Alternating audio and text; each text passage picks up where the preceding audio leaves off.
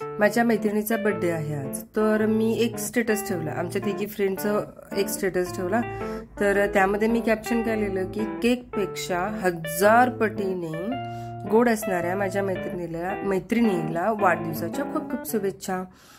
Status तर खूप जणांना आवडलं, कारण तो कॅप्शनच तसा भारी होता. तर माझ्या एका भावाने मला काय रिप्लाय केला, तर म्हणे दीदी तिला शुगर होईल, चेक कर. म्हटलं अरे हो, म्हटलं ती तशीच आहे, म्हटलं एकदम स्वीट आहे, वेल मॅच्युअर्ड आहे. परत काय म्हणतात ना की आयुष्यात आपल्याला एक फ्रेंड अशी हवी की बाबा वेळेप्रसंगी कधीही आपल्यासाठी ती तयार असेल अशी. आणि दुसरी गोष्ट म्हणजे कशी आहे की म्हणतात ना की चांगल्या मैत्रिणीच्या सहवासामध्ये राहिलं ना की आपणही तसं आपण चांगलं बनवून जातो, तशा टाईपमध्ये ती मैत्रीण आहे. सो म्हटलं की आपण आता एवढं केक बनवत होतो, तिच्यासाठी तर केक हा बनलाच पाहिजे. तर तिला आवडत होता चॉकलेट केक. हे तर आपल्याला आधीपासून माहितीच असतं ना की बाबा त्यांच्या आवडीनिवडी वगैरे. तिच्या आवडीनिवडी लक्षात घेऊनच मी केक बनवायला चालू केला.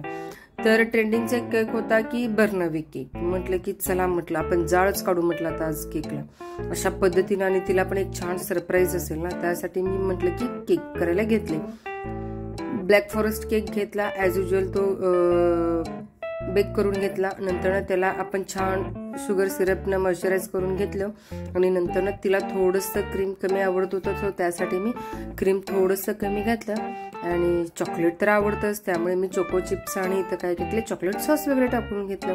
अशा पद्धतीनं छान असं केक सेटिंग करत होते. आणि नंतर काय होतं की थोडंसं अजून ॲक्च्युली कसं आहे की हात पूर्ण आपल्याला तर बसलेलंच आहे, पण कसं असतं की ह्या केक बनवताना की क्रमकोट करून ना अर्धा तास फ्रीजमध्ये ठेवून द्या. आणि नंतर काय होतं की सेट झालं की परत आपण जे काही डिझाईन वगैरे करतो ना ते छान, आणि काय म्हणतात त्याला फिनिशिंग छान येतं. त्यामुळे म्हटलं की चला आता आपल्याला ही तर प्रोसेस केलेली आहे. लास्ट लेअर पण आपल्याला एक शिल्लक होता, त्यामुळे लास्टचा लेअर एक ठेवून दिला.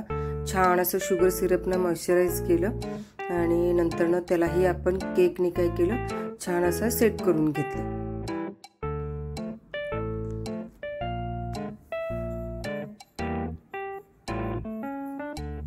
क्रमकोट करून ना की अर्धा तास तरी फ्रीजमध्ये ठेवला ना की छान आपली फिनिशिंग येते, आणि आपल्याला जसं हवं तसं ना डिझाईन सुद्धा करता येतं. त्यामुळे थोडंसं क्रमकोट करून घ्या, त्यामुळे आपल्याला केक फिनिशिंगमध्ये येऊन जातं.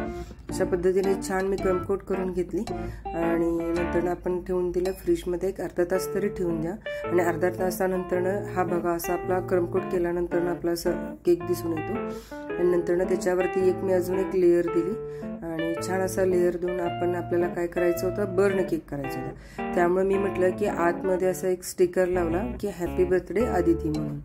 म्हणजे आपल्याकडे वेळ कमी होता, मग त्यामुळे हे झटपट होण्यासाठी गोष्टी आहेत ह्या. त्यामुळे म्हटलं की असं हॅपी बर्थडे स्टिकर लावली, आणि नंतर अशी डिझाईन करायला घेतली. जसं हवं तसं तुम्ही डिझाईन करू शकता. ह्याच्यावरती आपल्याला तो बर्न पेपर येणार आहे, त्यामुळे थोडंसं मी मोठे मोठे अशी डिझायनिंग करत आहे, कारण त्याच्यावरती आपल्याला बर्न पेपर लावायचा होता.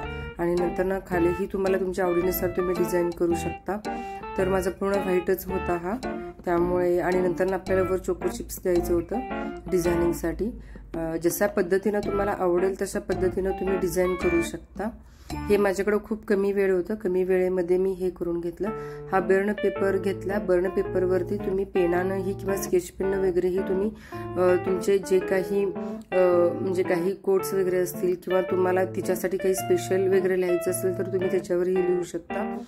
तर अशा पद्धतीनं तो पेपर ठेवून, म्हणजे पूर्ण असा दिसून येता कामा नाहीये अशा पद्धतीने मी पूर्ण छान डेकोरेशन करून घेतलं, आणि नंतर असे चोको चिप्स टाकून घेतले.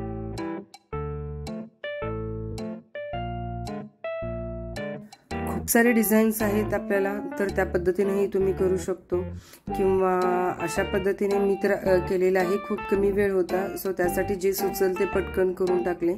आणि नंतर म्हटलं की असं चोको चिप्स वगैरे टाका, डिझाईन तुम्हाला हव्या त्या पद्धतीनं तुम्ही करा.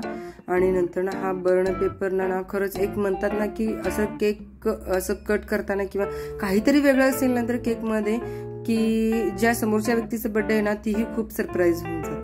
म्हटलं की चला आज आपल्याला करायचंच आहे हा.